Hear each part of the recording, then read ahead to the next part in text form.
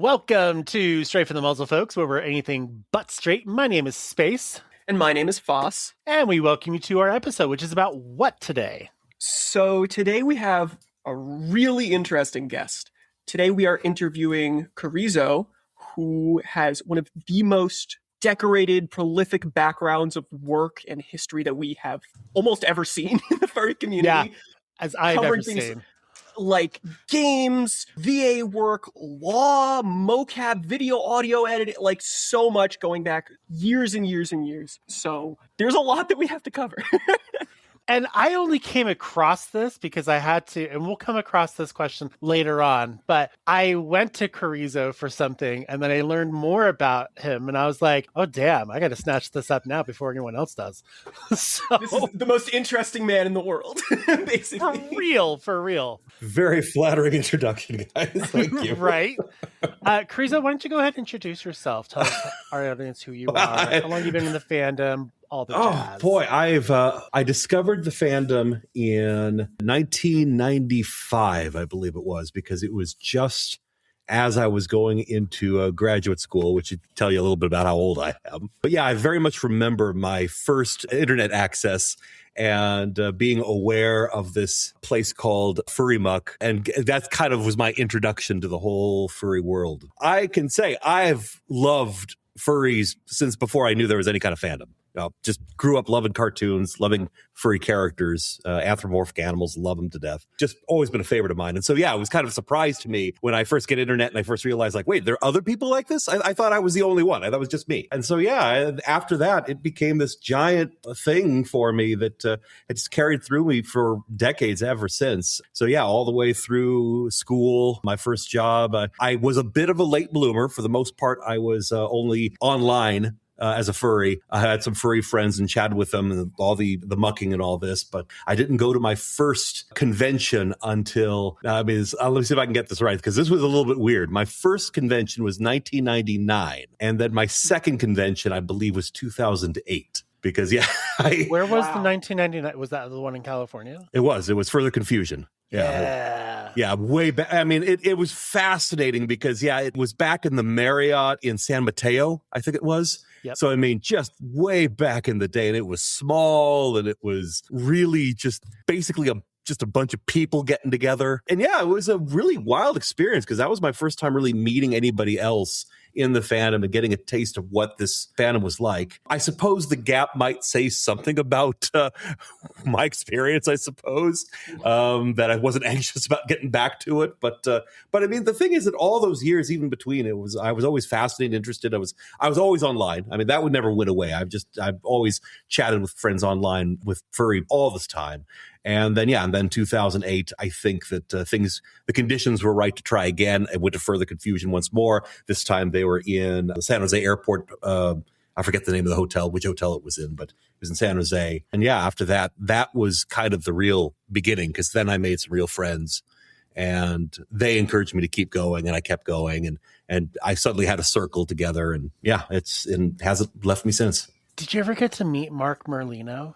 I don't recall that name, no. Mark Merlino is probably like one of the founding fathers of the fandom. Okay. Yeah, I wouldn't say he's the founding father, but he's he's known for a lot of work that he's done. And then he also hosted the Prancing Skill Tear parties. Okay. In California. Yeah. Okay. I mean, I've heard of that. I didn't know. He's since passed, but he's kind of like a legend kind of a thing. So whenever people like say, like, I went back there, like, during the 90s or early 2000s, I'm like, did you ever get to meet like these really cool people that it would just be like touching the hand of God almost? Wow. I may have run into him. Possible. My big contact back in 1999 was Jim Grote. And the thing is that he was doing a comic strip at the time, West Corner of the Park. And my character appeared in like the 5th episode or something like that, the 5th issue. It was incredibly flattering that there was this artist. He at the time, I had this, of all the silly things, an Italian rooster character named Gallo. And And yeah, and this guy loved him. Jim just absolutely loved Gallo. And yeah, he actually put him into, I think it was like the 5th comic strip. He ended up appearing maybe like 7 or 8 different times. There was a running joke about them eating him for Thanksgiving every year. So there's always an annual episode with Gallo in it. That's so funny though. Yeah, it was great. It was great. I loved looking forward to every Thanksgiving and finding out how's he going to threaten Gallo's life this time. But yeah, that was like that was the first big name that I knew, and he certainly introduced me to some other people around, but I just didn't connect with them as much or remember them as well. It's really, really interesting to hear all of these stories because I'm relatively new into the furry community and the furry fandom, and of course, not to make you feel old, but you've been a furry for longer than I've been alive. So, damn. It's true. I admit, I won't protest. That's such a crazy cool, like, I would say that's a badge of honor. That's like such an incredible thing to have been involved with the community and to have built it up from the get-go, I would say. Like you said, you started on Furry Muck and you've been involved in the fandom since like 1995, and you always have been interested in this. And then while we were doing some research, we saw that some of your earliest projects were things like Furrywood, even before you got hired at Sega and all these other companies. Amazing companies. Yeah, right? But you started out with these fun projects in the furry community, like Furrywood. So, like, how did that happen? How did you go from starting with these personal projects and being in grad school and building up your repertoire with your friends to working at one of the, I dare say, most well-known companies for video games? It was quite a trip. When I made Furrywood, it really was me just kind of using what was around me at the time, because that was when I was a graduate student at University of Southern California. I was in the School of Cinema Television, and yeah, so studying to be a filmmaker. And the thing is that it was a couple of things. First off, it was a lonely time for me because I am not from Los Angeles. I'm from the other end of California, and so I was kind of like there in the middle of it, and didn't know anybody, and was just trying to get along. And I think that, what was really nice about furry at that time for me was that when I discovered Furry Muck and started making these online connections, it was this kind of road to friendship that I was able to make during what was a stressful time, just going through school and everything else that was going through. But yeah, Furrywood was me taking the lessons I was taking in class and applying them to what I was doing there in Furry Muck. I had, you could build these like virtual spaces and everything. So I ended up building a virtual production company, basically. I did a couple of shooting stages, and I even conjured up an editing room and a sound mixing room and all this stuff. Filled it up with characters. I had a whole crew, and gosh, I think it's still up on Wikifur. But yeah, I remember the 9 characters I had made, like the cinematographer and the assistant director and all these. And the thing is, all of this was me taking the lessons of working on student movie sets at the time, seeing what all the positions were, and creating a furry version of it. To be perfectly fair, a lot of the characters that are there are based off of characters or that I was working with at the time. So, I mean, there were people. And so, yeah, it was a lot of fun being able to reinterpret that. And then, yeah, we would shoot movies. I would come up with a scene. I would let people come in and pretend to be actors. They would give them the scene. I'd let them act. I didn't provide scripts. I just let them kind of like role play. Just rip it. Yeah, exactly. Well, role play. I mean, everyone's role playing there in Furry Muck, and so this was just kind of like role play within role play, Inception role play. By doing it inside. Yes, and they loved it. I mean, what I would do is I would record it. I would just record the poses, and then there was a script that I can't remember his name, but somebody had written a script in the Furry Muck programming language for playing back scripts, basically, or just text. And so I just had a little movie theater where you could watch these things play, and it would just be line after line after line of the pose. So basically an edited, curated scene of that we had just made up. So presenting the role playing. And it was great. It was a lot of fun. That's just so cool as well, because of the depth of understanding and characterization. And of course, who knows, right? Like, do you know of anyone who maybe got into comedy or acting or anything else from that? Because I could certainly imagine that would be a pretty major starting point for people to say, oh my gosh, I love this. For crying out loud, it was for you. Yeah. Yeah. Oh, yeah. Yeah. Yeah. So I still haven't finished the question because I haven't gotten to how that got me to my career here yet. But that's actually a really good question. And unfortunately, I have lost contact with the people that I did all of that with for the most part. Trying to think. I knew a fair number. I met a handful, very, very few, but I did get to meet like one or two people that I met through Furry Muck. But honestly, all of them were I met just online. I only ever knew them online. And yeah, unfortunately, I've just not been able to maintain contact with any of them. So I don't know, but it would be nice to know. I know we had a lot of fun. One of the best things, it is one of my favorite memories from my early furry time was on Oscar night. We would have furry Oscars. And so the whole, we would take the whole year. I would go through all of the scenes that people had recorded throughout the year, all the scenes we had done, and pick out like a few of them to be nominated. So like the best performances, and we'd have best actor, best actress, best movie, best scene, things like that. And I asked people to vote, and I would collect and tally the votes and hold them secret. And then on Oscar night, we would role play everybody dressed up in fancy clothes and do all these, fancy presentation. And I would announce who the winner was. And oh my gosh, people loved it. Absolutely adored it. It was a lot of fun. That's such a fun thing to do as well. Like, especially because of the fact that you've been putting in all this work from the get-go and making these scenes and letting people act. Like, that's just cherry on top. Such a cool experience. And then, of course, from there, moving into the professional realm, right? And balancing everything at Sega. And how Sega, you gotta say it like you gotta say it with its name. You're so right. How was it? Like, hey, go more classic, Sega. Or classic.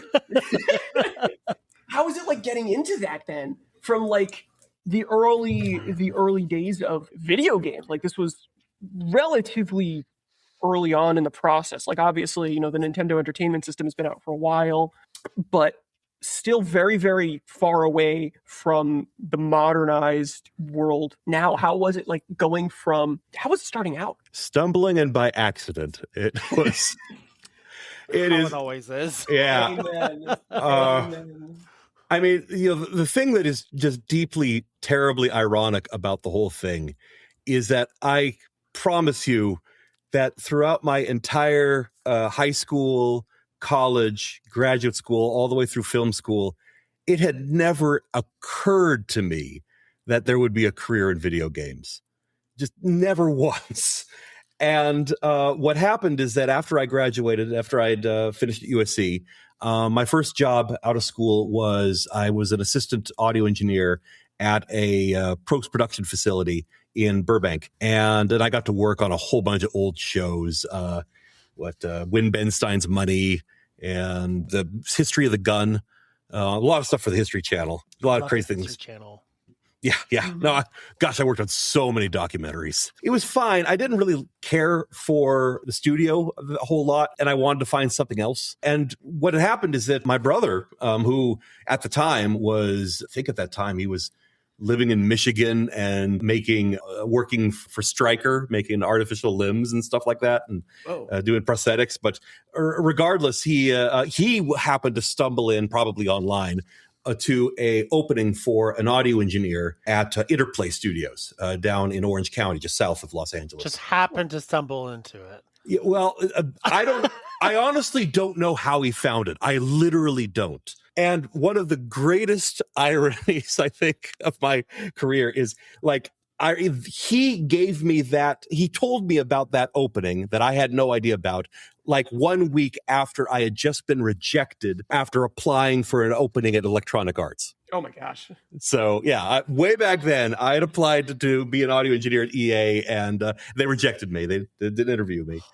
Then my brother's thing came in, and so it's like, okay, sure, Interplay, let's go check this place out. Might as well, right? Might as well. And so I get down there, and I sent them an application. They rejected me as well. Oh. But I did get the email of the sound director, a guy by the name of Charles Deanan, who at this point is basically the guy when it comes to video game audio. He's been everywhere, done every game you've ever heard. It's because of him. But in any case, I started emailing him just a whole bunch, just talking with him, chatting with him, and just like trying to learn about video game audio. And I mean, and me, I'm just like, I have no idea about this world. I'd never even considered video game audio. So we're working on it together. Well, yeah, we're talking together, and he finally tells me, hey, look, I don't have any jobs here for you, but a guy that used to work for me just quit and started with a company up north.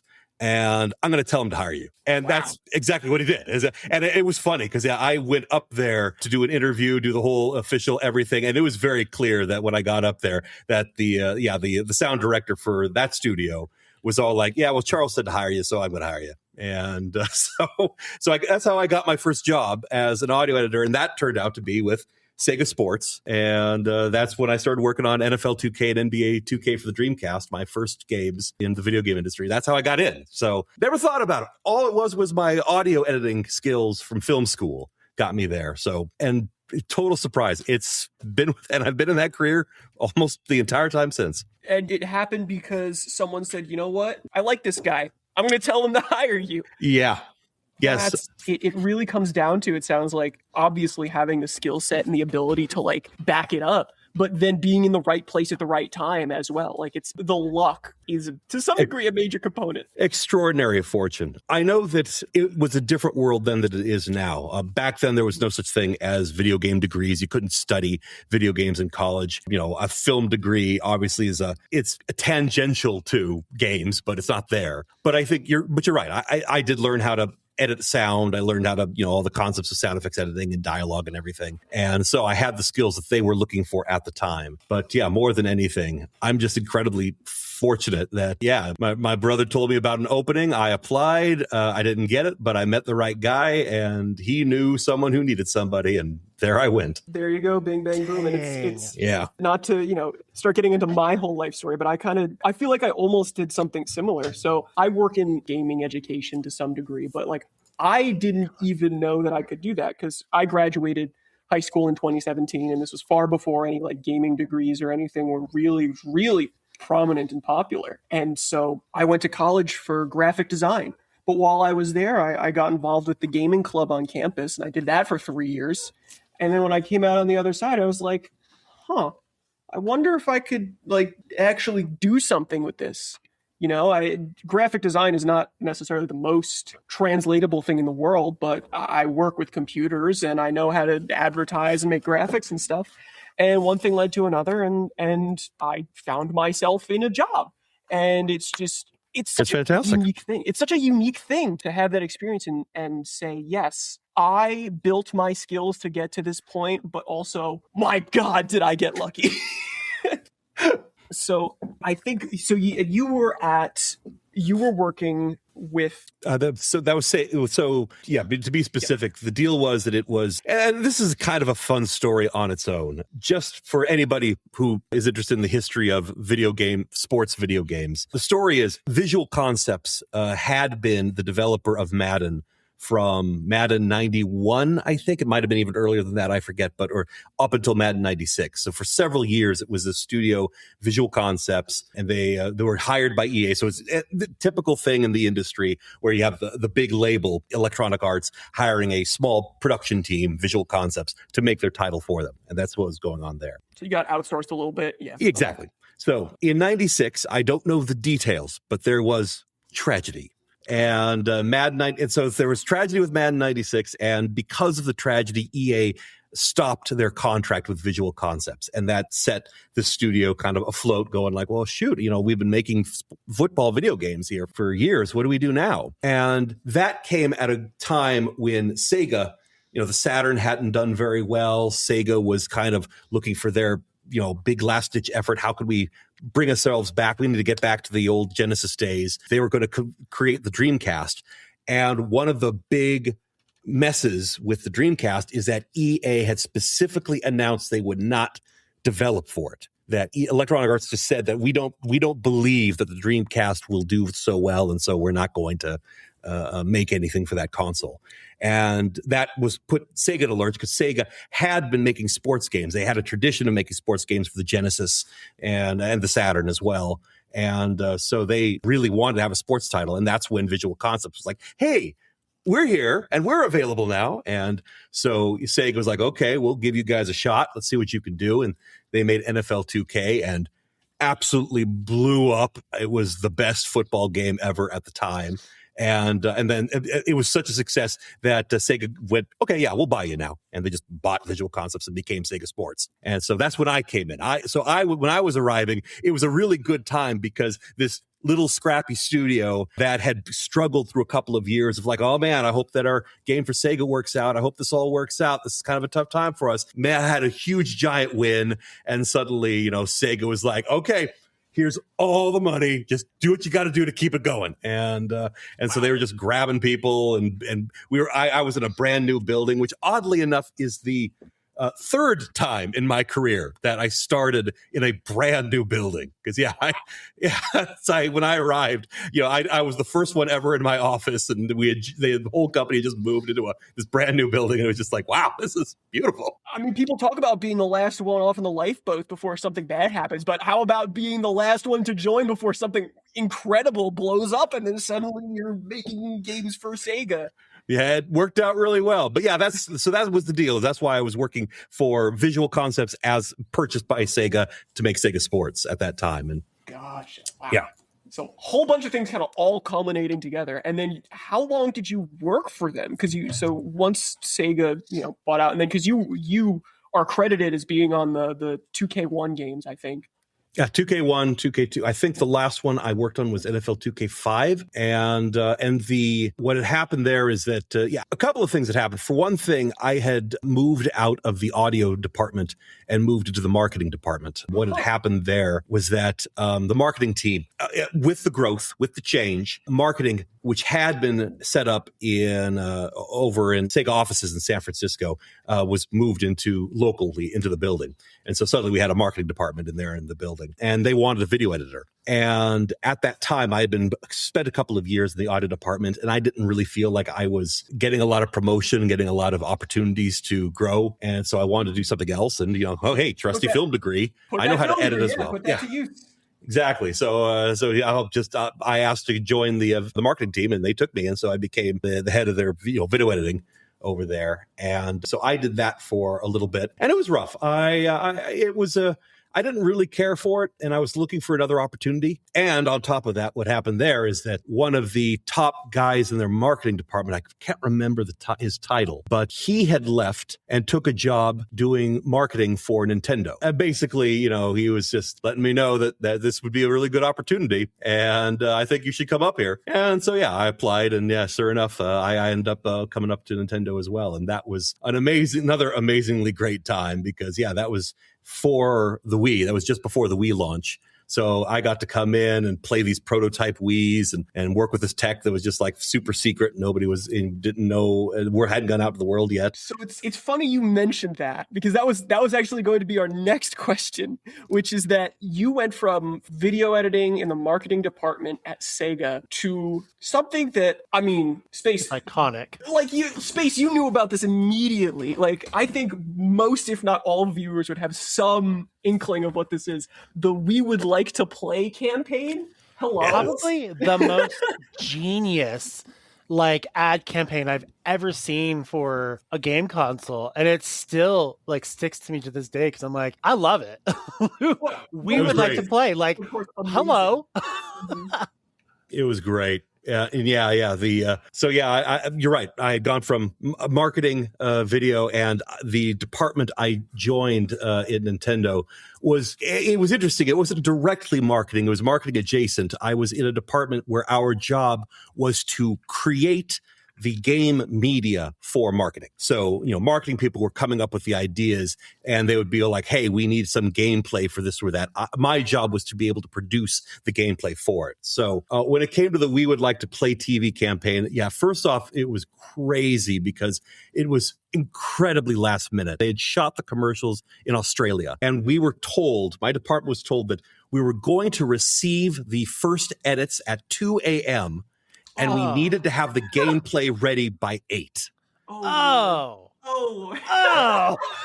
Such a gut punch. And so me and my team we got up bright and early, waiting by our computers, and then suddenly there's the edit, and then we would watch it. And of course, what they've put together is the edit, and it's got all the footage of all the people playing, the two guys going, we would like to play. And then there'd be a shot where, like, somebody would do something with a Wii controller, and they'd go over to the television, and the television screen would have some blank blue, filler place gameplay here image.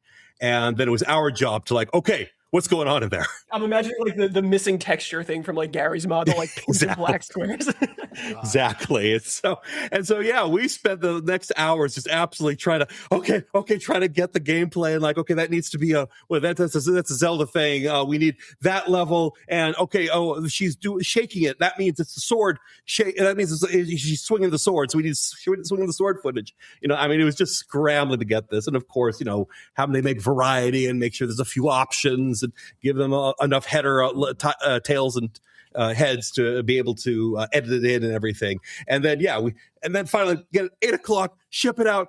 Okay, we did it. And everybody just goes home and collapses. I was going to say, that sounds like you go home and you sleep after running on caffeine for like 6 hours straight. You're like, yeah. Boom. Oh, yeah. Was that just for the American audience, or was that for Nintendo as a whole? Oh, that was just for the American audience. And Okay. And here's the reason I say it that way is one of the most amazing things about that campaign. It was great. Iconic. You're absolutely right. People today I talk about like how awesome that ad campaign was, how much they loved it, and we internally we loved it. It was like, oh, this is brilliant. I don't know who came up with the marketing team that came up with it. What geniuses. We love it. And it's, of course, the Wii sold outrageously well. Japan hated it. They really loathed that ad campaign. It was bizarre. They insisted this is incredibly rude. Japan is the king of incredibly weird commercials. The idea of these two men going uninvited from door to door, incredibly rude. Unbelievably rude. Yeah. But meanwhile, for us in the U.S., that's like a Tuesday with the Latter-day Saints coming up. It's like, exactly. Exactly. I mean, that was the thing. Thank you, Nintendo. Yeah. No, it shocked us. I mean, it was so weird because, like, and of course, especially they kept expressing how much they hated it, even as the ad campaign. Everyone was loving in America. Wii's are selling off the shelves. We're making billions of dollars all over the place. Yeah, that ad campaign is really terrible. It is insulting and shameful. And like, what do you want, guys? We're making money. What was their ad campaign then like? That's what I want to know. I honestly don't know. I don't think I ever saw the Japanese ads for. I wonder. No, I'm going to go Google it. While Space is talking about that, I did want to touch on something specifically important, because you did mention that you got to fool around with a lot of unreleased, like, cool techie stuff. Space, is this the first time that a guest on this show has their name on a patent? More than likely. But to be fair, I've never actually asked any of my guests, hey, do you have a patent? But maybe I should just randomly ask that to future guests, and they'll be like, wait, why would you ask that? Just a shot in the dark. I wanted to cover all my bases, So then, what can you tell us about that? Is that, as long as it's not like covered by NDA or anything, like, please? Yeah. I mean, the thing is, I think the patent's probably expired at this point, so it should be. It doesn't matter. First off, here's the lawyer coming out again. Patents are public. So, I mean, that's kind of the whole point of a patent, is that you have to make it public. It's just that whoever owns the patent is the only one who can profit from the publicized technology for the duration of the patent. So yeah, there's usually nothing secret about a patent. That's kind of the point of it. But yeah, the deal was that one of the things about Nintendo that is unique in the gaming industry, it's changed recently with the Switches, I understand. But at least up to that point with the Wii, whenever Sony makes a PlayStation, the PlayStation they make is actually like, it costs $1,000 to make it, and they sell it for $600. Same with the Xbox. An Xbox costs $1,000 to make. They sell it for $600, $500, whatever. Nintendo always made a point of actually making a profit on hardware. So if you were paying $250 for your Nintendo DS, it's because they were able to produce the Nintendo DS for $200. They could actually make profit on the hardware. They were the only guys who were doing that at the time. The Wii was no different. So the reason I bring that up is because part of the process of getting to that low price for the Wii, I think, in production costs, was using some slightly unusual components under the hood that made video capture challenging. And it fell on me because it was my job to create footage for the marketing team.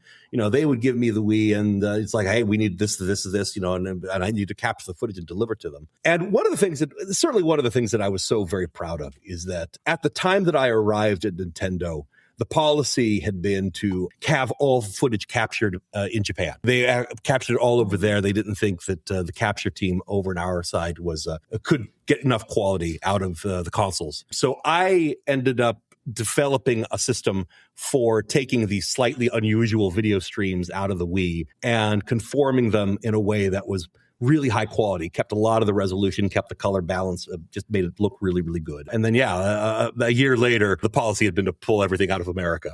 All the footage was shot on my side because they loved my tech so much. And so, pretty much all of the first year of the Wii, you can bet that all of the footage that you'll see of it and all the screenshots that you'll see of the Wii is all based off of the tech that I developed while I was at Nintendo that year. And why don't you tell the viewers or the listeners what the resolution was? And compare it to our indeed. Well, it was progressive. 480p is not something you hear about much anymore. Yeah. No.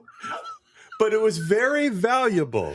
It was very, very valuable. I mean, I could explain the details of video capture, but let's just say that, it was standard definition. It was so it's the same resolution as your old school giant 100-pound glass TV, but with the advancement of being progressive framed so that there were full frames being rendered. And the trick was extracting those full frames and not the interlaced noise that you often get on the glass TV. We were looking up the We Would Like to Play ad campaign, videos. And so some of them, they're from 18 years ago or so. They showed, they still had the standard. In fact, there was one that was in 240. And then the other one was in 360p. Yeah. And so I'm like, oh my God, this resolution is just awful. And then who we have to thank for fixing that. I know, right? And then I saw another one where they upscaled it up to 4K, and I'm like, okay, now I can watch this. We are spoiled today. It was a different game back then, definitely. Mm-hmm. So I did look up the equivalent to Japan's We Would Like to Add campaign, and theirs was different. Theirs was just called We Meet, and it was emphasized on connectivity and harmony. So their whole thing was showing parents, grandparents, kids, how they can all play together inside the home. That was their version. So totally different culture, things going on here. So I can see why they would have hated the door-to-door salesman type guys. Yeah. That's insane. It's awesome. It's so interesting as well to start and of course I'm getting into the tangents of this, the sociological and societal implications of the cultural differences between Japan and the United States, just evidenced by that ad campaign and the focus on what would be considered values and customs and things like that. But that's all aside from the fact that, holy cow, you worked on the Nintendo Wii. I still have mine. I just played Wii Sports the other week. Oh, that's awesome. That's awesome. That warms my heart. That was if you look at the pamphlet or the box art, I shot all the pictures on the box art. Oh my God, for Wii Sports, yeah. Holy crap. That's so cool. And Okay. I mean, okay, so going back to No. I was just gonna say okay. I gotta take a screenshot of the picture that I sent Phos, but I gotta edit out one image in there so you don't see my credit card. But you should see what it sits on, because it's the only flat surface item I could find at the time, and it still is the only flat surface item that my grupper computer sits on. Mm-hmm. Oh my God, yeah. Yeah. It's so great.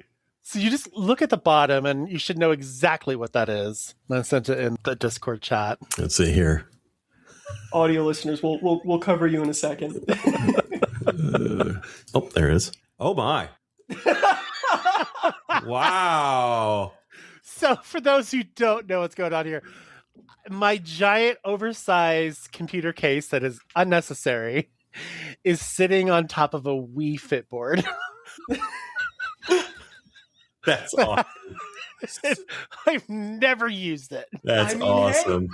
Hey, your computer has perfect balance for what it's worth. Oh, that's true. And it's got great circulation. So, but yeah, it sits on this. It makes it really easy to like pull it out though, which is quite nice. But oh yeah. Yeah. So going back to your work, it's clear that there's a kind of overall sports theme that kind of underscores this kind of body of work. I mean, Wii Sports was a bit of a, I wouldn't say that's an outlier. I'd say that's more kind of tangential because you were working more on the art side of things. But you worked on all of the sports games at Sega from, just after the visual concepts pickup to when you started working at Nintendo. And it's kind of clear based on our discussions outside of the podcast as well, that this isn't only just like a major pillar of your career, but it's also like such a huge hobby for you. So the 2K series, NBA 2K, all this stuff before and then after Nintendo, which we'll get to in a second, I'm going to throw you a curveball. What can you tell us about the Furry Basketball Association? It was bound to come out. Yep. Bound to come out, definitely.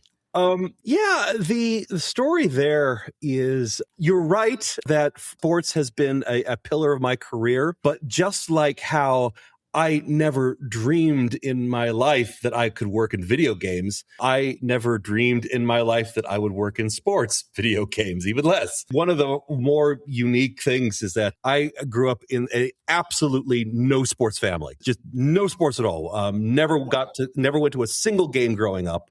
Was never taken to a single game. We had just absolutely not present at all. By design, my dad's kind of a sports hater. And so, one of the strangest things when I first got the job working on NFL 2K was, walking and going like, hey, so what's a halfback? I just had absolutely no clue at all what in the world I was getting into. All I knew is I knew how to cut audio. And so, I very much remember my boss like rolling his eyes, like going, "Okay, you got 4 months. Learn these sports." And I basically spent months just being on ESPN, just watching as much as I could, just trying to figure everything out and learn as much as I could. And at the end of those 4 months, it was like, "This is awesome! Why didn't anyone tell me?" Did they send you to like go to games on the company's dime? They're like, all right, you're gonna need to learn this. Go watch the local local baseball team. Go watch the Dodgers or something. Oh gosh, well. This is terrible. My very first basketball game, my very first NBA game, the company owned floor tickets to the Kings. So I got floor tickets to the Kings for my very first NBA game. There's no way you can top that. No. What? No, there is not any. Well, I'll tell you how you top it is that when I went to Nintendo, they had floor tickets for the Sonics, and I got to go to see the Sonics on the floor on their last season in Seattle. And what's even more is the game I watched, it ended on a buzzer beater from Ridenour right in front of me. It was absurd. And then clock off. They're down by 1. Ridenour's got the ball. It's seriously he puts it up, and I'm on the other side of the basket as he puts it up, and it lands right in front of me. Whole stadium explodes. It was incredible. I think we have to become a sports podcast now. I'm sorry, Space. This is it now. Absurd. Yeah. No, I have been to a few games since, but after that, I loved them. I love sports.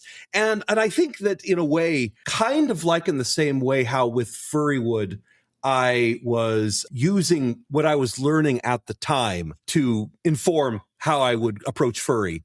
I did the same thing with the Furry Basketball Association. So at that point, again, first off, at this point, I actually had left Nintendo, and the deal was that Sega asked for me back. Now, they weren't Sega anymore. At that point, Sega had sold Visual Concepts to Take-Two Interactive, and Take-Two Interactive had formed the 2K Sports brand out of what's the NBA 2K brands. They'd taken them over, and they wanted help in their marketing department again. And so, they called me and asked me to come back, and so I did. And I was back in sports again. I was regularly working on, at that time, it was just NBA 2K because NFL 2K had stopped being made at that point. So yeah, I'm just swimming in basketball and all this stuff. And being back in California and having further confusion nearby, this is my 2008 visit to further confusion. So I just moved back to California. Nintendo's up in Washington State. So I had to move out of state for that and then come back and just settling in. And I'm getting back into sports and it's all basketball because I'm working on NBA 2K. And just like, wow, it had been 9 years since I've been to a furry convention and I should try it again. I should try to go into further confusion again. And so I thought, okay, let's do this. And in the same way with Furrywood, it's like, well, I'm in the middle of doing basketball. I need a character. You know what? I don't know of anybody playing a professional basketball player character. So let's do that. That sounds like fun.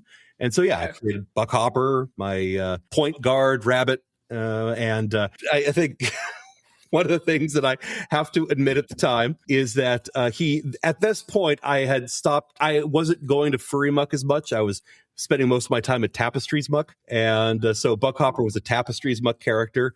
And so that's why I thought to myself, well, gee, if Tapestries were to have their own professional basketball team, what would I call them? And I came up with the Thrust.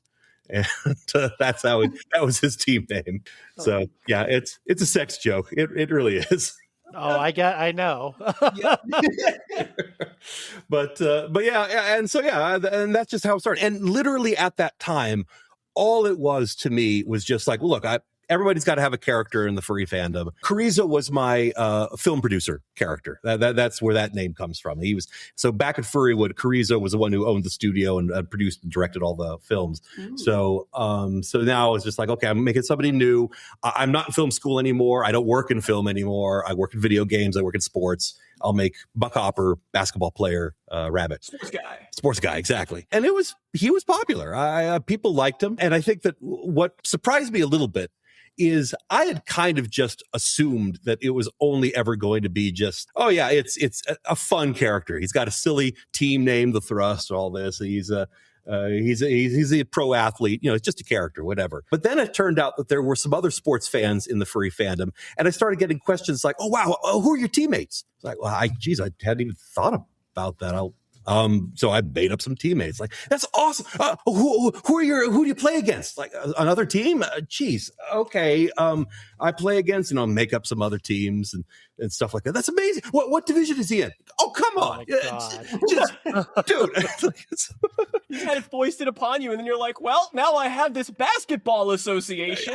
And that's exactly what it was, and I really, want that to get clear, because there are some who seem to think that somehow like I created the thing out of whole cloth. Like I had an idea for creating a whole fantasy sports association or something like that out of it. No, that was never the plan.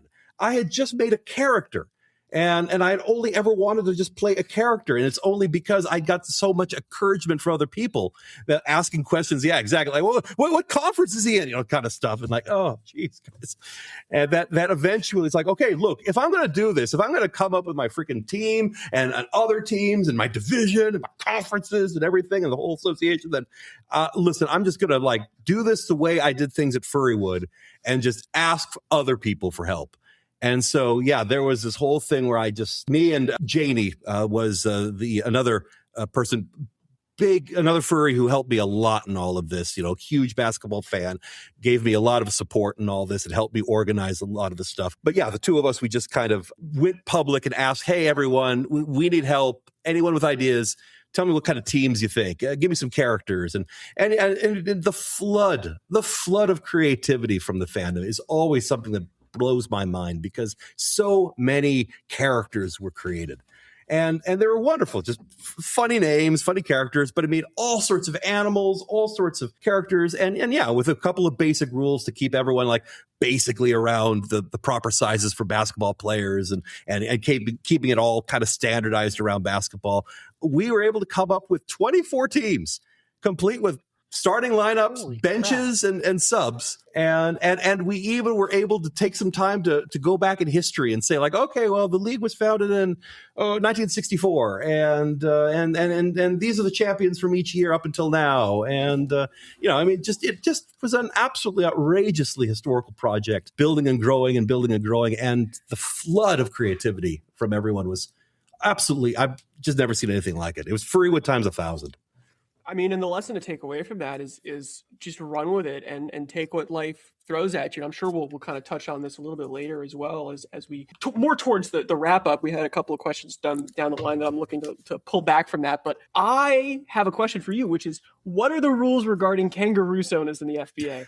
Is there a certain number that you're allowed to have on one team, or? Well, I can only that's cheating. I can only tell you what things were when I was managing it. The Furry Basketball Association. I'm no longer involved with the project.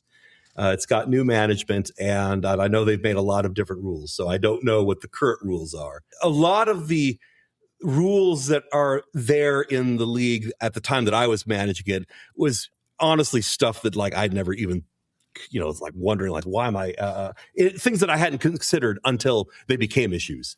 Yeah, that's usually how it goes. Yeah. The kangaroos issue, that never was a big thing. I think we were just kind of there never were a ton.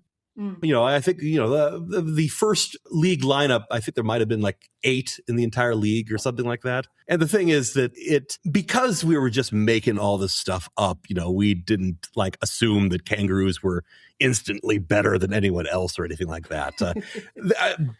Honestly, there was a lot. It was a difficult thing. I coming to it as a basketball fan, I very much was trying to recreate what I thought would appear similar to NBA style basketball. And it was a struggle for a lot, because I did have plenty of people come to me like, oh, I want to have a 9-foot player, I want a 14. How many macros can I put on my team, but then you also look at like Victor Wembanyama and you're like, well, maybe that's not so far-fetched. The rule I had when I was doing it was that nobody can be bigger than the current largest player in the NBA.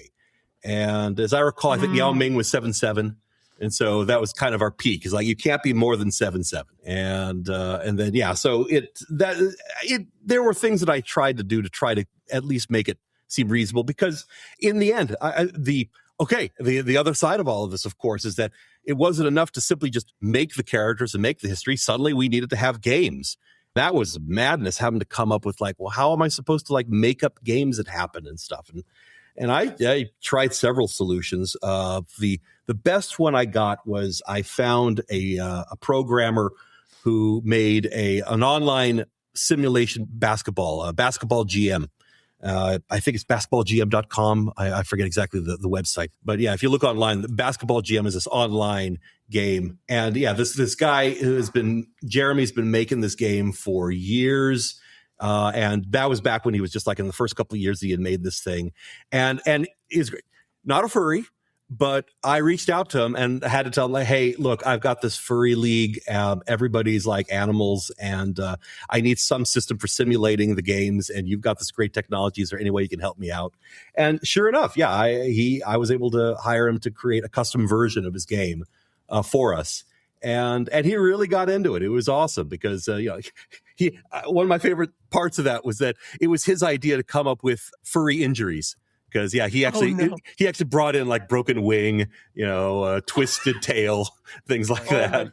That's awesome. Sore paw, things like that. That's so good. Yeah, it was really nice. It was super, super nice guy, and yeah, the tech was great. So I mean, I owe him a lot for helping out with that. And yeah, that is kind of like how the development with the rules. Yeah, we just had to come up with the rules as we go along. As far kangaroo, particular species wasn't a problem. The only thing we did have was I didn't like it when people were trying to make one species teams. There were a couple of people who wanted teams that were just like all cats. I just want all lions or something like that. Like, oh, come on, guys. The whole point is to be varied, and that wouldn't work when there's trades and in the way that a professional sports league works. So I did put in some rules for like forcing variety, that teams could only have I think you were allowed 5. You could have 5 of the same species group. So you could have a starting lineup of all cats if you really wanted one. But go on, you got to at least have a little bit of depth on your bench. Yeah, the whole point is to get creative with it. So you wanna make sure that people are spreading their wings and not spraining them. That's right. Even though you could sprain your wing, that could be could be out for 2 weeks on that. Oh boy. So I mean, with this conversation now, it's so clear that there's a lot of overlap between your personal life and your hobbies, your interests, and the work that you do. I mean, like you said, getting back into NBA 2K and the other 2K series of games. How did you navigate the blending of your interests in your career, like your participation in the furry fandom and your work on these major game titles, especially borne aloft by your shared interest in sports across all mediums? A lot of it was being really open about it and letting them bleed into each other. I know I've had discussions with a number of furries who talk about being really shy about their furriness, about being open with it, about it to other people. That's never been me. As soon as I was going to furry conventions, I was letting my family know about it. They all knew. They still do. I still talk about going to conventions and tell them how things go. At work, I tell people like, yeah, I got to take a weekend off. I'm going to a furry convention, wherever. And yeah, they ask me how it went, and I tell them my office has got furry stuff in it. I keep a copy of Kyle Gold's Out of Position series on my desk at work, and so yeah. I mean, I that's always been my attitude towards furries. That I think it's important to be really, really open about it. It makes the fandom look better. It makes the fandom more inviting. I would hope that if there were anybody else who was furry and was shy about it, that if they could see somebody being open about it and still maintaining a career, taking care of themselves and everything, that it would help encourage them to be more open about it as well. So that's largely been it. My career, I have been open about it. Hey, yes, I participate in the furry fandom. I do go to furry conventions, and the whole time that I was at 2K games, 2K Sports, yeah, they were aware that I was doing this furry basketball stuff. I even recorded a lot of the podcasts right there in their studios. I used my own office there to do a lot of the recording. So yeah, it is all blended out, and I think it's blended well because I have been open about it and been willing to share what I'm doing and answer questions to anyone who wonders what I'm doing. So it's always worked out that way. I think I'm like struggling to come up with the words to describe that, because you're absolutely right. Like so often there is this little bit of kind of apprehension or hesitation that people may have for sharing that they're a part of the furry fandom or the furry community. I mean, Space, I'm sure you've had experiences about this, right? Like where someone's like, oh, like, are you a furry? And they say that in like hushed tones or something. Like, yeah, I was apprehensive about it in some ways. I don't deny it. People ask me like, oh, you're those people that have sex in costumes? I'm like, yeah, but so is the rest of society. I don't deny it, because the more you deny, the more suspicious it is. So I just kind of, I don't really have any furry art at work. I've been slowly introducing more art here and there, but unless someone specifically asked me, probably none of my coworkers know. Well, I'll tell you, one of the best things, and the small part of me, this is just me being hopeful. Later on in my career over at 2K, at some point I left the marketing department and joined the motion capture department. They needed an audio engineer. And so, yeah, I went back on my audio engineering training and set up the audio system at 2K Mocap. While I was there in the mocap studio, I very much embraced my furriness. I had a big poster of Buck Hopper, my furry character, on my office door, and the mocap manager even allowed me to put pictures up in the locker room, so that all the rooms in the locker room had a furry basketball player on there. I mean, the thing is, I think he liked it because it's basketball, fit with the theme what we were making. They were great pictures. Goodness, I found some really wonderful artists who did wonderful work making art for the Furry Basketball Association. Just wonderful. And so one of the things I hope, earlier this year, there was that movie Goat that came out that has furry basketball.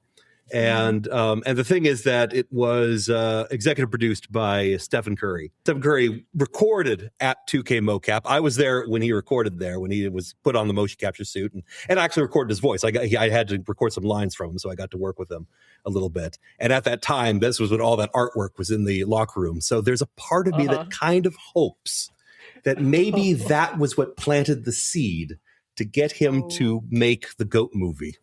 Oh my God. Yeah. That's kind of hope. So cool. That's so funny. Like there's the fact that it's a non-zero chance, and the fact that that's so goofy and it's so fun. Yeah.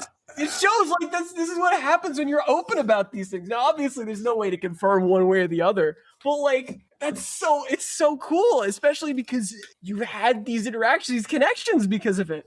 Like, oh my gosh. Yeah. No, I've wondered about that when that movie came out. When I watched it, I was scouring the film like, oh my gosh, am I going to see any references to Furry Basketball Association stuff? Was there ever going to be, we had a whole language for furry basketball. 3-pointers were from the woods. Taking a shot from the paint was from the kennel.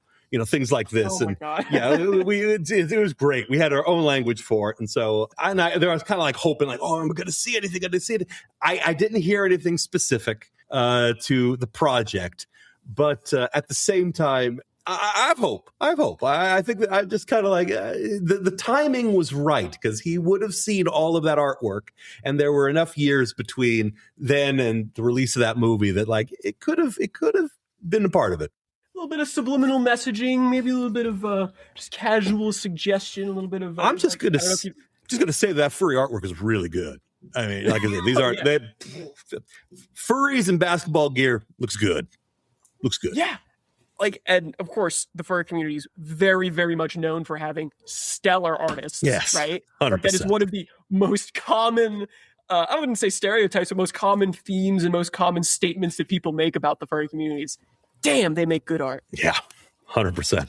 I mean, and you touched on something interesting there, which is that you were recording and doing work with Steph Curry. Do you have any like funny stories or like collectible memorabilia from when you were working with those athletes? And like just like what were you doing? What was the scope of your role? Did you get to like were you ever like, hey, let's shoot some threes on the court, Steph. Let's.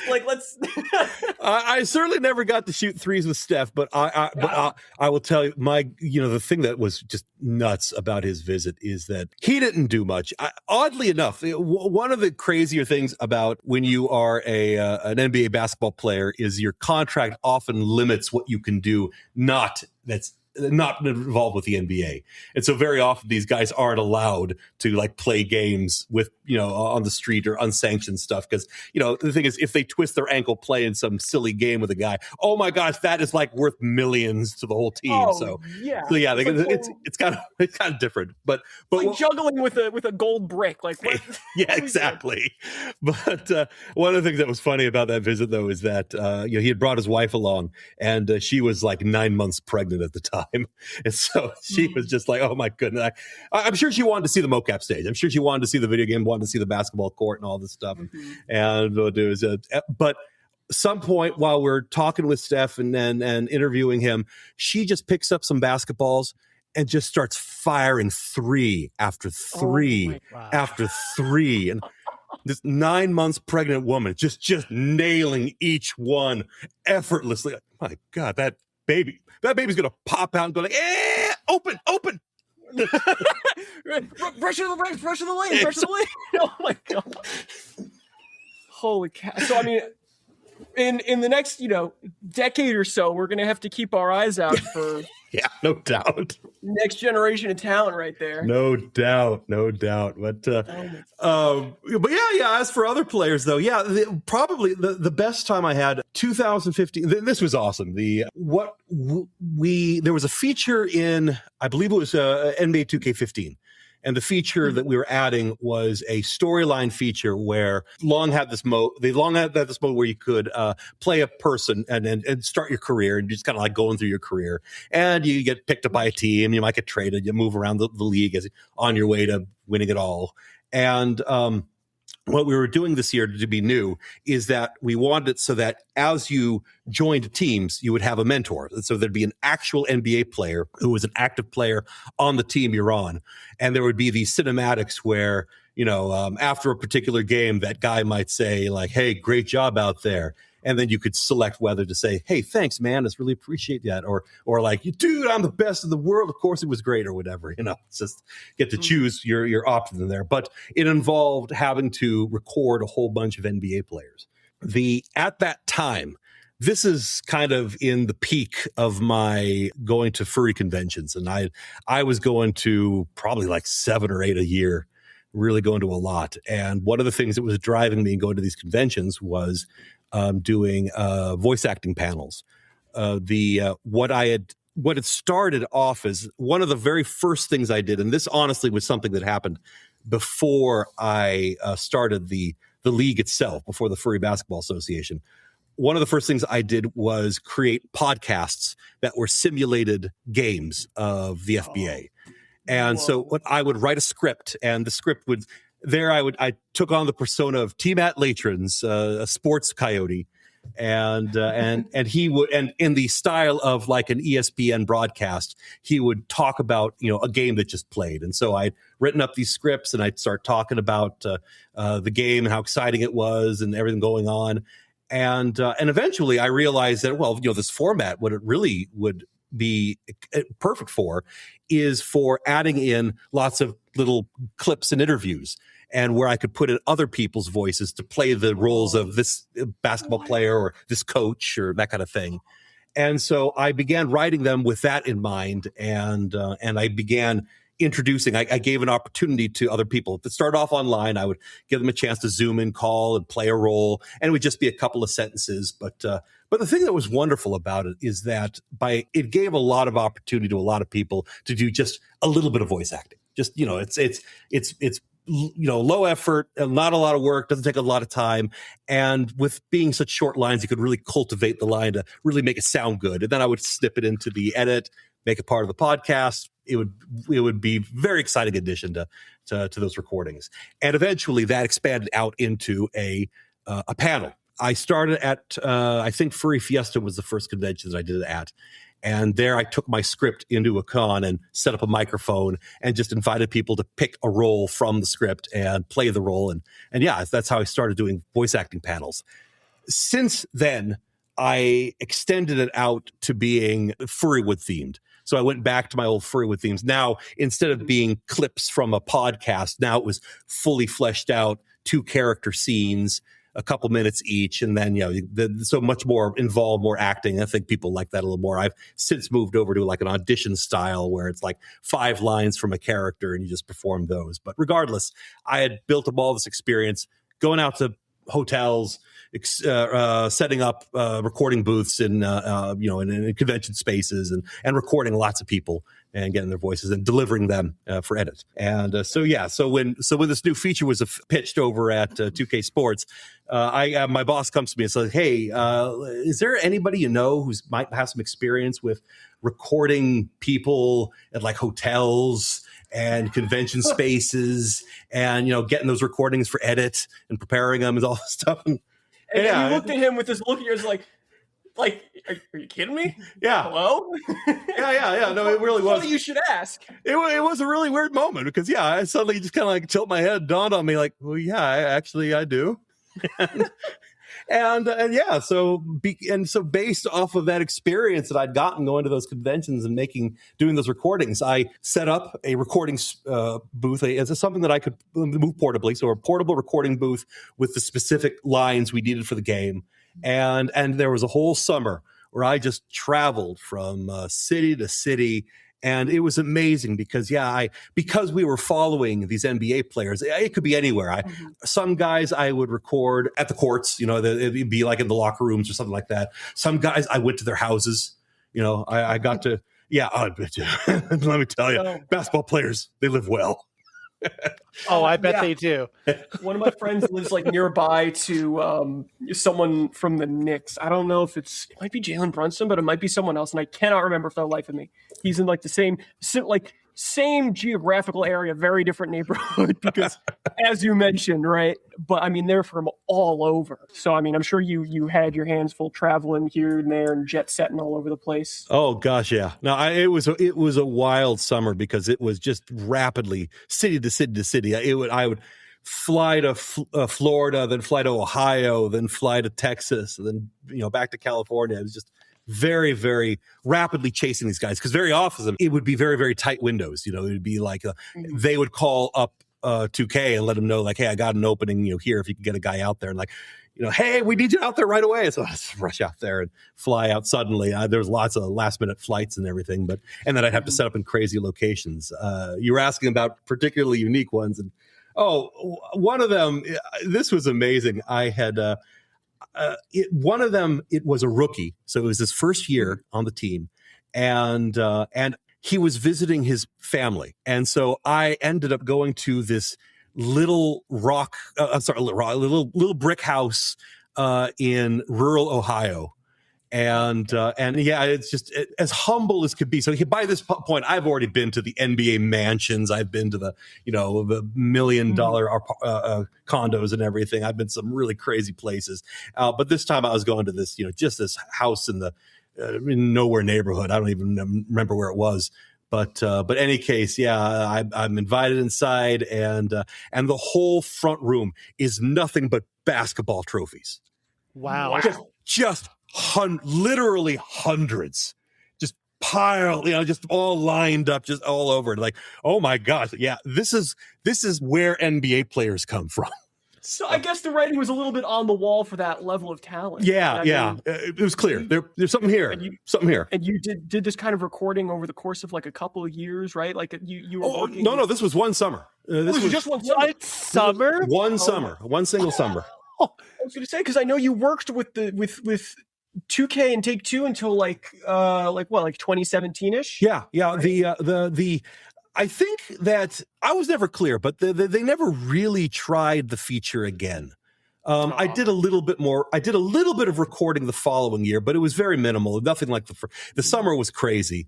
But but then after that, it was only a little bit. And I think the deal is they were pulling back. I think that in all honesty, NBA players are not actors.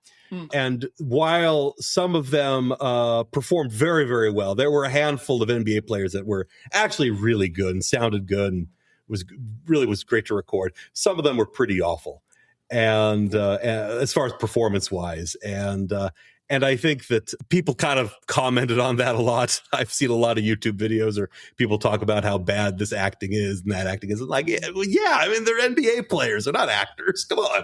Did you ever get to record Shaq? I have recorded Shaq, not for that.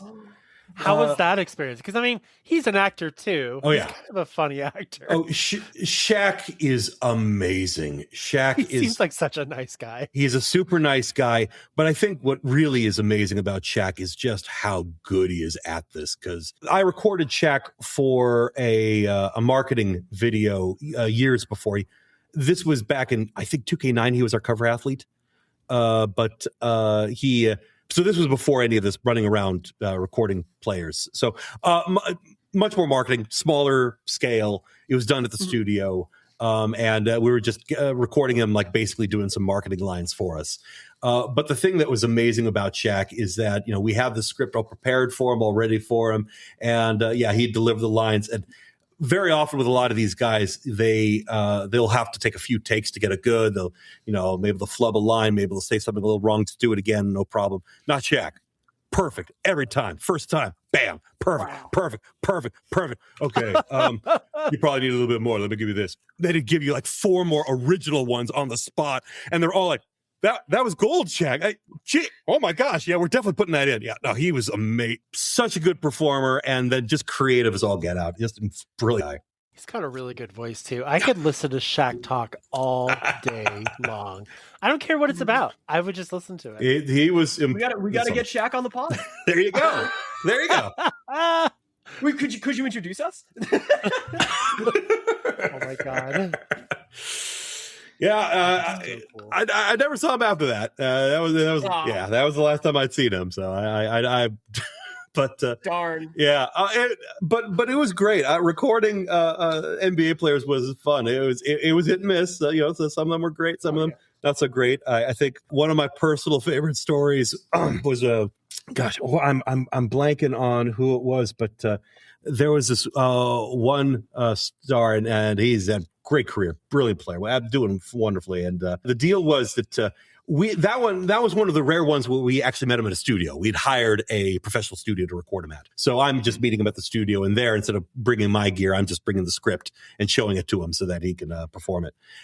He showed up with his friends, and his friends were just they were a pain. They were just giggling and like, oh my god, this for a video game, oh my god, where's the talkback button? Where's the talkback button? And then just start pressing and just saying stupid things into his headset. The peanut gallery, all this, and because of this, he's stumbling on the lines, he's giggling, he's laughing, and it's just being a mess. And and I'm just like, oh, this is gonna take forever. Usually we can get through the lines in a couple of hours, but every now and then when you got something going badly, it'll be 4 or 5 hours to get through the script. Like, oh, I'm gonna be here forever. Finally, his friends get bored, and so they're gonna go off shopping, and so they leave the room. And as soon as they left the room, this guy just turned into a machine. Everyone, first take, perfect. Holy cow. Perfect. Like, just nailed every line beautifully. Good performance, perfect clarity, perfect enunciation. Like, hey, dude, it's like, wow. Just locked in. Yeah. Just had to get rid of the friends. That's all. But oh yeah. Holy cow! That's just and he had the career to boot. Like I say, so did very well. There you go. Yeah, yep. That's awesome. And so you worked with 2K Take-Two until 2017ish. That's right. Yeah. It's and that they had layoffs. They did have a big round of layoffs in 2017, and I was part of that. And it came pretty suddenly, and it was because at that point, I had not stopped working in video games, for 17 years straight. I had been just working the whole time. And so it was kind of weird for me to suddenly be without a job. And a little bit of a tough time. I ended up leading on. I had been volunteering at the local public radio station for years. And I just kind of leaned more on that to try to keep things going afloat, and was looking for new work. And there were a couple of opportunities that come up, but yeah, at the same time, so my mom had told me ever since I was a kid that I should consider law school, which I always thought was a funny thing to be told. But she was a lawyer; she had gone to law school, and I guess somehow she saw something in me that she thought would fit with it. And I had, that sounds boring. How lame is that? I could work in movies. Movies is way more cool, even though, as we know now, I studied movies, but barely worked in them. So, yeah. It's a hard industry to break into, for sure. Yeah, no doubt. But in any case, because of that encouragement back when I was young, I thought, this is probably going to be the last time in my life I could ever possibly do this. So I am going to just throw it to the wind. Let's just figure out see what fate has for me. And so I applied. And, and the thing is that there was a part of me that's going like, if I apply and I don't get into any, then I'll know. And if I apply and I get into one, then maybe we can consider it. We'll just see. And in the meantime, I'm just going to keep looking for work. And so, I went through the process. I took the exams necessary and filled out the applications and did all that stuff. And what was amazing about this is that so my mom had gone. She studied at Santa Clara Law. So and so, of course, I applied to Santa Clara Law. And I applied to a couple of other schools as well. But Santa Clara responded to my application in 9 days. Wow. And it was, yes, please, we would like you to join us. And also, here is an 80% off salary, a scholarship. Just massive scholarship, 9 days, we want you. Like, geez. Complete legacy is strong, I suppose. Yeah, a complete whiplash there. Like, well, I see they're interested. thank you. And so, yeah, after that, it was just like, well, okay, it looks like I'm going to law school. Now, the thing that was funny, at the same time as this was going on, and I have to admit, in a way, this is kind of a nice thing that I was not working at the time. My dad was having some health issues at the time, and he was going in and out of the hospital a whole lot. He's better now. He's recovered from that. But I mean, it was just kind of a difficult time having to take him to the hospital a lot. And when I had, at some point, I was visiting him in the hospital, and he told me that I should apply to Creighton Law in Omaha, Nebraska. And I was all like, why? He went to Creighton. That was his school. So, I mean, and so, but at the same time, it's like, why would I go to Omaha for law school, Dad? And he just said, oh, it's a good school. It's a good, you should apply to. Okay, Dad, look, you know what? I'm already got Santa Clara. They've already given me a mammoth scholarship. There's no chance. But you know what, Dad? You're sick. You're in bed. I'll apply. It'll make you feel better. So I applied. And I very much remember, and okay, here you go. I will drop an F-bomb for this one because I know that I literally said this to my mom walking out the door of the hospital room. The only way I'm going to fucking Creighton is if they give me everything. I was going to say, I was waiting for you to say, they gave me a full ride. I was waiting for that setup. They gave me a full ride scholarship. Yeah. Did they really? Yes. Wow. And I'll tell you, it was even more stupid than that because the thing is that, you know, the way that you get accepted now with school, you get an email. And so they announced it. And so I got the email saying that, hey, you know, we've accepted you. Congratulations. We'll be receiving a packet in the mail. And as soon as I got that, oh, great. That'll make my dad feel better. You know, I mean, there's no way I'm going to Creighton, but at least Dad will feel nice. Like, oh, I got accepted. So I let Dad know and he felt, oh, that's very awesome. Great. And then, yeah, literally, you know, and this is, you know, in this space where I'm really not doing anything. I don't have a job. I'm waiting for other things to happen, whatever. And the packet comes in the mail. And I remember being so unplussed, like, oh, there's that Creighton crap. Threw it on the bed, got drunk, watched sports. And, you know, and then, you know, finally it's like, oh, I guess midnight, better get to bed. I go up to the bed and he's still buzzed up and like, oh, there's that envelope from Creighton. Yeah, better see what that's about. Open it up, look it up, and we're off. And yeah, I really like had to take time. Like, no, it can't be saying that. It can't be saying that. Son of a gun. Oh my God. And yeah, so I ended up going to Omaha. Damn. And yeah, there you go. And they held to it. It was insane. They paid for my all my tuition, all of my books. It was ridiculous. Oh my God. So yeah, fate clearly had a plan for me there. So then I got to ask then here, as someone who's worked in multiple fields, what was more stressful, getting your JD or practicing law or working for 2K and Take Two? Whew, that is a great question. Law school is not easy. I will definitely say that. When I think of law school, I think of like Legally Blonde, where the mom's like, law school is for people who are boring. Well, I wouldn't agree with that because I definitely met some characters in law school. That's for certain. The first year is incredibly stressful. It's just so much information you have to learn so fast.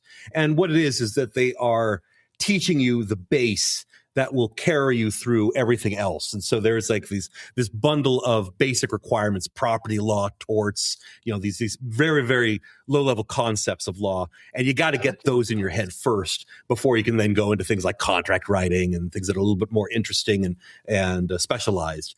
And yeah, so that first year is just murderous, but yeah, I got through it and it was very stressful. As to whether it was more or less stressful, the thing is that in game development, there absolutely are times of great stress. But at the same time, I think that one of the things that is, I think that I can say that when I was working and making video games, I knew what I was doing. You know, I knew the product I was making. One of the toughest things about law school is that while you're studying it, you know, you learn about the law, but you don't really learn about what practicing the law is like. And so there's always this kind of ghost over your head about like, hey, you know, you might learn this, but are you really doing something you want to do? Are you really doing something that will connect with you? And got to hand it to my mom. She was right because, yeah, I actually really enjoyed doing law. I feel really good about a lot of the cases I was in and some of the stuff that I wrote. And yeah, I think that in a way, there were more connections between the law, between the skills that I had up to that point and how well they connected with things that I would need to practice law. And so it worked out. I think that I would say that studying the law was perhaps more rewarding because I actually got to do the thing that I was studying for. I think that, having studied film with the intent of going into film and then suddenly being diverted over to video games was always a little bit of a question to me. It was always a little bit like, well, shucks, should I have actually kept in television? Should I have stayed in film? Was that really where I was supposed to go? I don't think so. Video games worked out great for me. I love video games, and there's a lot about video games that I understand is better connects with what I love than I think film did. And I think that, but with law, I was able to really direct myself towards something and, yep, this is it. I like this. I'm glad to be on that direction. So maybe connect it a little better. On top of your job, you're also a very vocal and active member in the fandom and the community. Were there any stressful moments in the fandom that outpaced the stressful moments at work? Oh, very much. I think, yeah. I think anyone in the fandom would be like, I'm expecting something. Yeah. Yeah.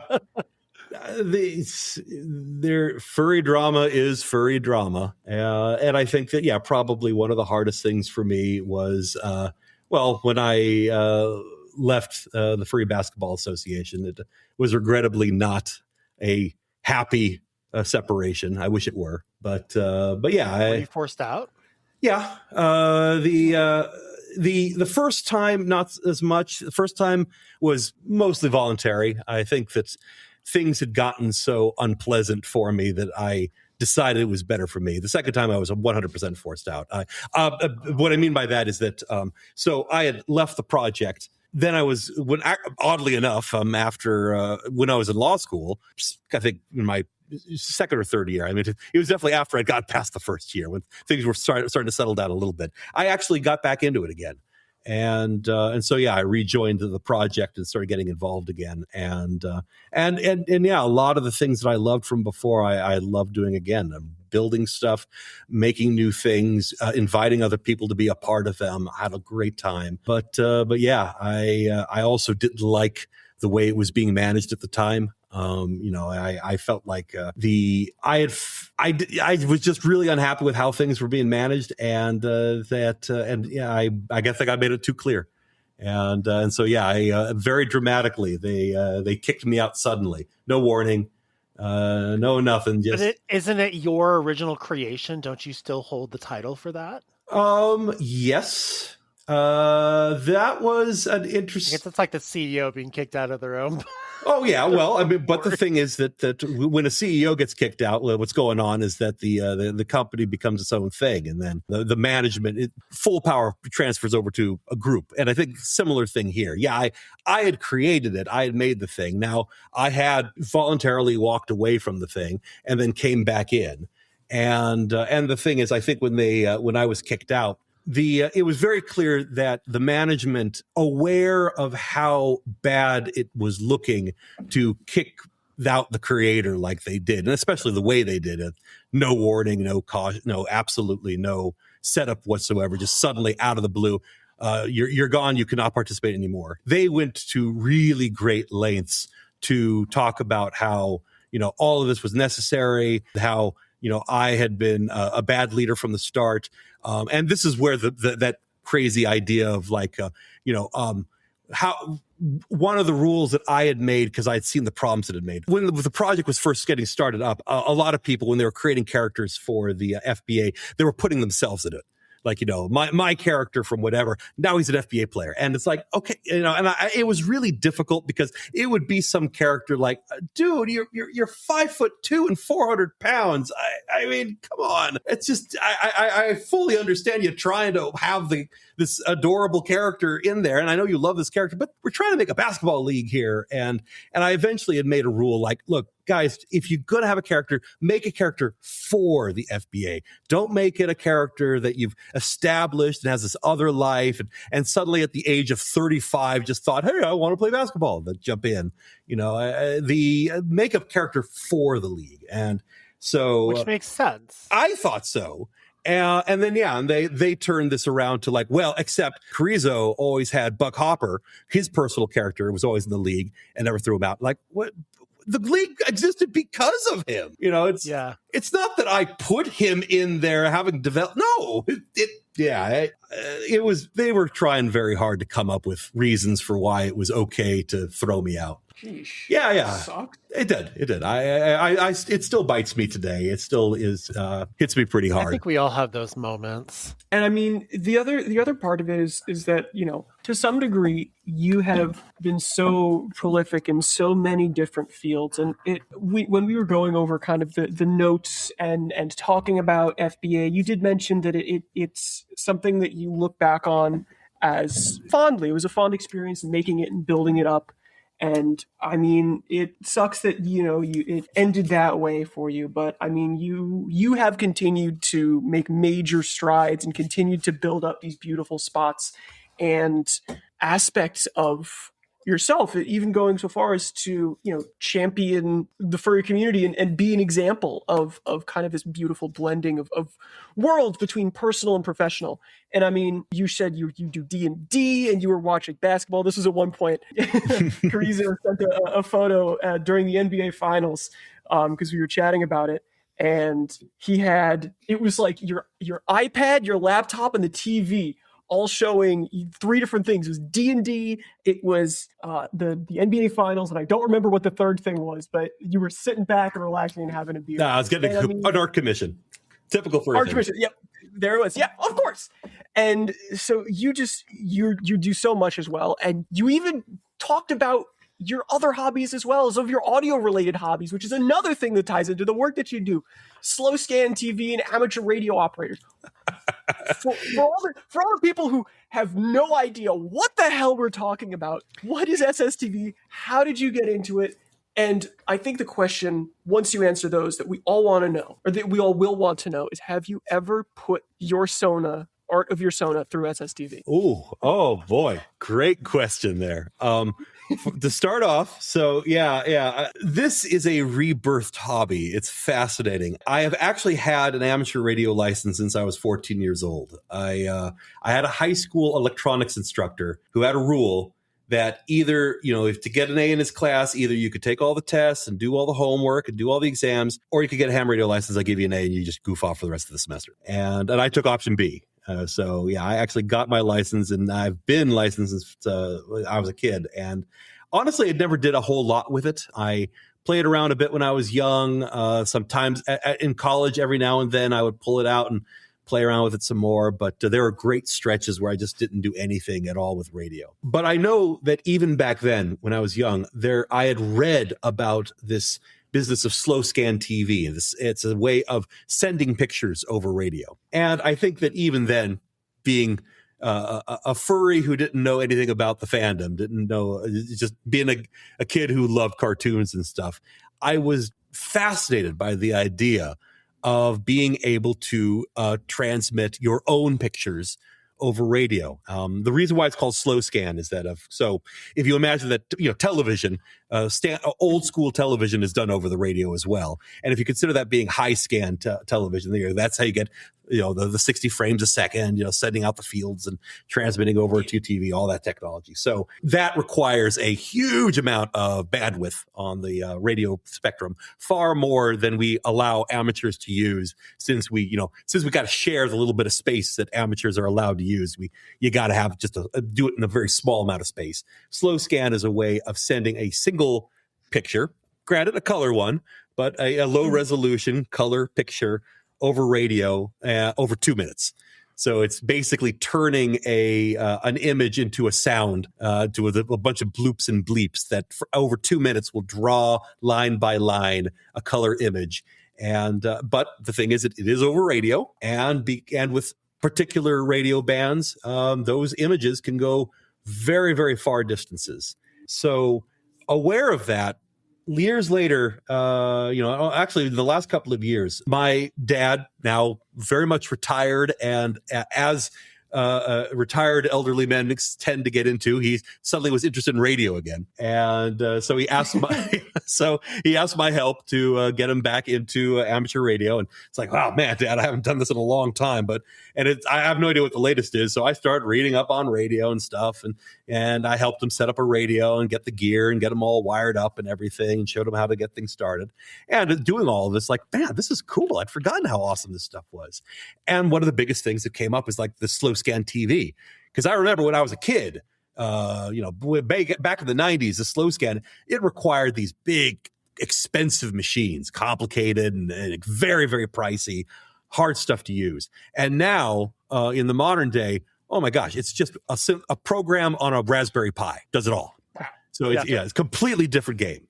And so it's like, oh, I got to try this out. And sure enough, I put up an antenna, I get the right software, get all installed, and right out of the air, I'm getting pictures from Wisconsin and Massachusetts and Colorado. It's just pictures coming in, and so I got to get into this. I figure out what I need to do to transmit it, and the probably the best thing that I've had so far is I did my first amateur radio panel at Furry Fiesta this year. Whoa! So I actually brought with me my radio and antenna and held a panel. And I have to admit, this was amazing, because first time doing this, I had no idea if it was even going to be popular or not. But I brought the gear, and and good grief, I had like 40 people showed up. I mean, it was a much bigger crowd than I was expecting. But yeah, I was like, okay, guys, so well, here's how it's going to work. What we're going to do is we're going to go out and set up an antenna or try to make a contact. And it was great. I asked everyone, we need to send a picture. Does anybody have a picture on their phone or something that we can use to send to transmit out there? And you love all the shy faces. Like, well, of course, of course, of course, I've got artwork, but I don't know if I want it transmitted. finally somebody was like, I made this cute little meme thing, and he shows me this cute picture of a furry character like grabbing a burger. I guess it's based on a meme. I didn't actually catch it myself, but he gives me a picture, perfectly safe. Like, great, okay, that's our picture. And we all field trip over to the park behind the convention center, and I told them how to set up the antenna, and they lay out the antenna, put up the vertical, put down the radials, connect it to my radio and my computer, and so I transmit out the picture and asking for a response. And sure enough, we got a response from somebody in Pensacola. So we were able to go from Dallas to Pensacola, and there was just a 6-watt transmission from downtown Dallas. And right there in front of everyone, we send out the picture, and then somebody in Florida sends us a picture back. And typically what you do is to confirm that you got the picture, you'll send the picture and then include a smaller version of the picture you received inside of it, so they know they got it. And they sent it back there. And it's like, that's great. We did it. We made a contact right here with pictures. When was this? That was Furry Fiesta. That was the last Sunday, the last day of the convention. Of recently? Yeah. It was back in March. Yeah, I'll send you guys pictures. I have some photographs from it. I've got your archive pulled that up. Sounds awesome. I was going to say the other thing is like, of course, you walk into a furry convention with a bunch of cool, unique tech. Like, what did you expect was going to happen? The people weren't going to be enamored, knowing the furry community and how many people in the different fields there are? I was surprised, but maybe this is just a personal thing, because I mean, I thought the same thing with sports. Getting into basketball, thinking like, oh, I'm going to be, great. I'm going to meet the other furry who's into basketball, and the two of us will have a great time. And I think the same thing here. Like, I'll meet the other furry amateur radio guy, and we'll have a great time. But both times I have been dazzled and delighted at the breadth of enthusiasm and interest that I find in the fandom. And without a doubt, that was a wonderful panel. We had a great time, and I was so happy that we were able to make a successful contact there. yeah, I'll definitely do that again next year, 100%. I was going to say, is there a possibility for a furry broadcasting association in the future? maybe. I like that. I like that. Sign me up. I gotta invest in a Raspberry Pi, but that sounds so cool. It was awesome. You asked me if I'd ever set my personal character. I don't think I've ever sent an image of Buckhopper or Carrizo. I don't think so. I've sent a lot of furry pictures. All my pictures I sent are furries. So I mean that. Just to let you know, we deep dived into the archive looking for furry pictures. We found a lot of. I'm sure you found a lot of mine. Buff crocodiles. Yep. Yep, that's right. That's me. You got me. That's right. The buff crocodiles. Oh, alligators. Remember, I'm in Florida. They're alligators. Alligators. That's right. Yep. Mm-hmm. Buff alligators. There was a couple of buff yotes. Yep. There. Mm-hmm. Yep. Yeah. We were just like we were. What was it? When were we chatting last? I don't recall. Foster and I were just like going into it. We were like, oh my God, you got to see this when we went to this date. And we searched all the different pictures. I'm like, this is awesome. It's so cool. So I guess we're converts now. Are we putting the straight from the muzzle going over the radio frequency? Is that the next the next frontier? That'd be kind of cool, actually. Be very cool. Be very, very cool. Yeah. How big was your antenna? Oh gosh. You never ask another man how big his antenna is? I'll tell you how big mine is if you tell me yours. Quite the contrary. Amateur radio operators absolutely love talking about their antennas. One of the things that has been fun about all of this is that the antenna building is like the best part. It is the best because there is something absolutely glorious about being able to take a whole bunch of scrap wire and slap it together into some crazy shape and suddenly realize you're able to make a contact in Russia with it or something like that. It's just insane. The reason I ask is because like about a month or so ago, we were down at Felix's dad's and we were dropping off his mom after dinner and it was dark and there was a couple of people in the driveway with a radio and then something else. I think it was like another, like, it looked like a shorter radio, like a handheld, big old wire on it. And I'm like, what are you guys doing? They're like, oh, the U.S. space station or something like that is supposed to be coming overhead. And I'm like, oh, really? And they're like, yeah, you can hear it. I'm like, what is this? I'm totally interested now. And then he's like, oh, yeah, I got a whole base station right next door. You can see all the antennas. And I look over and I mean, it's dark, but I'm like, holy heck, that guy's got like 6 antennas on his house. Nice. Everyone's got to think he's crazy. Nice. But yeah, he's got like a whole command center and everything inside of his house. It's so cool. They can like talk to the satellites and everything. Yeah. No, that is a popular one. I've done a little bit of that. It's called a Yagi. That's the kind of antenna with a lot of little elements in all directions. It's like a big old arrow. And then that's probably what he was pointing up. And I understand that the space station has got an amateur radio repeater on it, so you can hear it when it's overhead. Been a long time, but it's really cool to watch it though. Yeah. I mean, that thing came up and over. I mean, it was super clear, and I'm like, oh, this is super rad, and it's moving fast too. I've seen it once or twice. It moves a lot quicker than you think it does. Yeah, totally. And I saw a video very recently of someone who actually did the radio signal up to the space station, and someone responded saying like, yes, they said specifically, welcome aboard the ISS, and it was so flippin' cool. It was so cool. And I'm like, well, damn, there's another reason why I should get into this now, I guess. Yeah. I would absolutely encourage it. I gotta admit, when my dad was first getting back into it, I kind of thought like, oh, that's because I think it used to be less cool. I think what's happened is that with computers and all the things you can do with computers now with radios, it's just gotten so much cooler than it used to be. So that's how it's been for me. I love it. I definitely would encourage it. So cool. Yeah. So I think we're. Oh, sorry. No. Go Well, just to quickly answer the question, yes, I used a vertical antenna using a chameleon antenna radial strip system is what I used for the Furry Fiesta event, which was great. Yeah, it's Chameleon Antenna is this major manufacturer of antennas and it's awesome because they made me an admin on their Telegram channel, and I use all my furry stuff, so I'm just there with like Coyote, and I'm like Radio Coyote making furry jokes about it. They were just sending me today T-shirts with furries on them, saying, like, "Hey, you should get one of these for next time you're at field day." I'm sure our listeners, there are some listeners that are radio operators are going to be like, oh my God, they're actually talking about this. Totally geeking out. Hi, everyone. Crow here. Just wanted to pop in real quick and add to this a little bit. I myself am also a ham radio operator. It's the scene of Leonardo DiCaprio going like pointing at the screen. Yeah.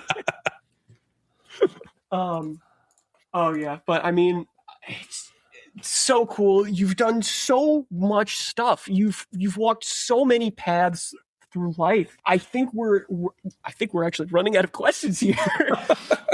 I guess to wrap up, like you said before that you just made FBA, you just ran with it, you just made a character, and then it slowly started to snowball and get bigger and bigger and bigger, and eventually it took on a life of its own beyond anything that you could have imagined. And that kind of encouragement from the community is something that really inspires a lot of people, and something that I think speaks to the values of the furry community and the amount of creativity and kindness and willingness to uplift others. Do you have any advice for people, I suppose, inside the furry fandom and outside of it, about finding a career or doing something with their passions, wherever that may lie? Oh, that's a great question. I think that the best advice I could give is no advice. I'm just kidding.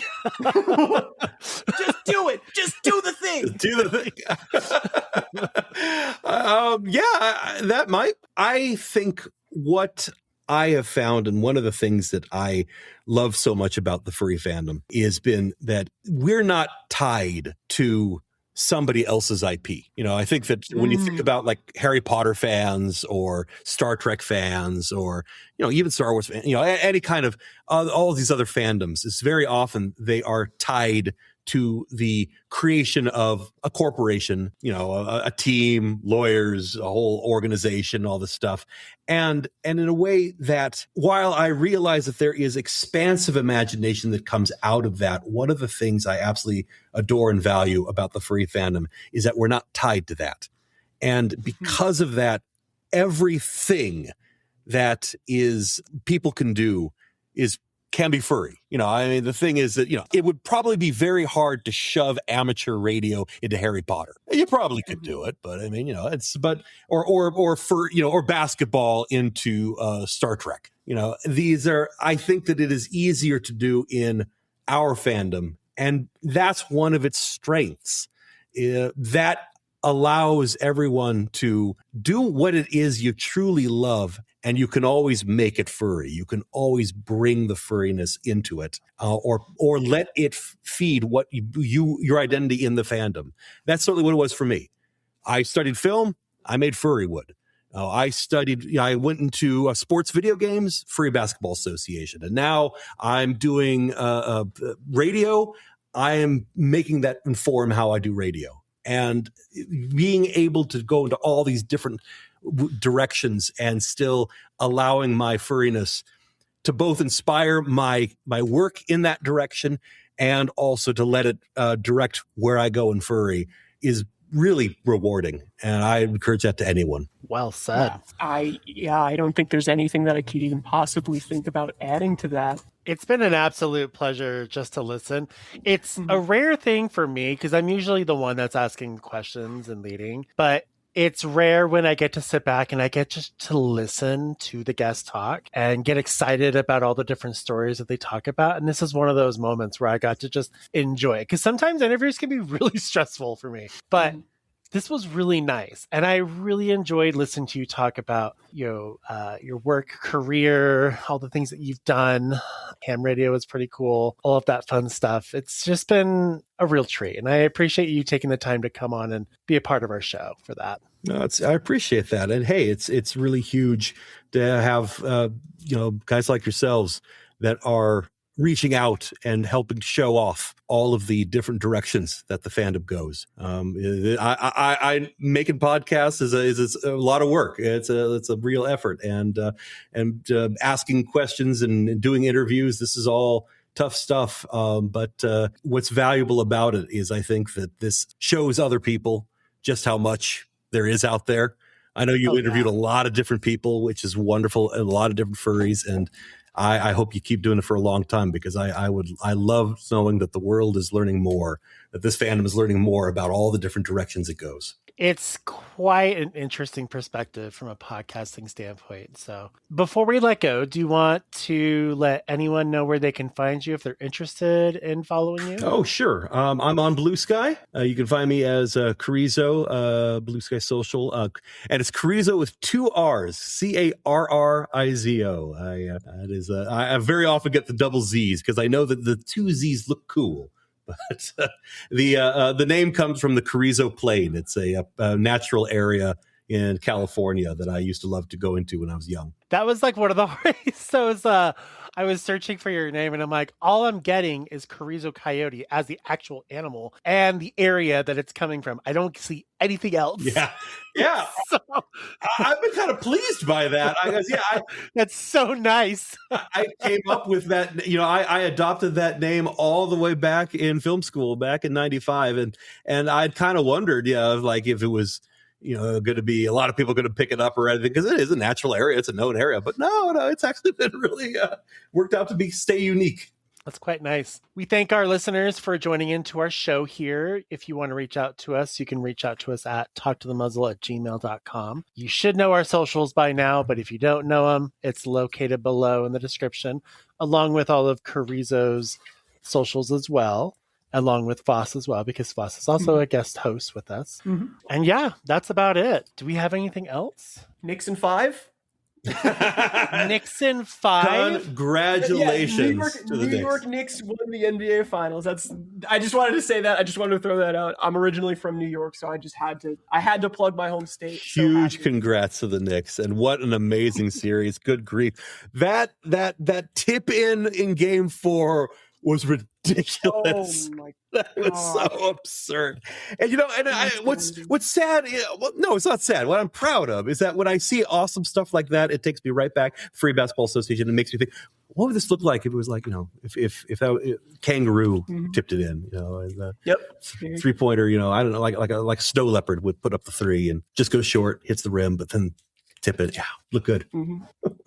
I think it's safe to say that Wemby's Sona would probably be a giraffe. Yeah, something like that, yes. But no, I don't really have anything other than that. Thanks so much. Yeah, thank you very much. Oh, thank you guys. Really appreciate it. I had a blast on the podcast. Thank you so much. You're welcome. Anyways, folks, we'll see you guys on our next episode, which I'm sure will be about something. Have a good one. guess, probably. Yep. Yeah. Bye. You guys can say bye too. Bye-bye. Bye. There you go. Took us a second.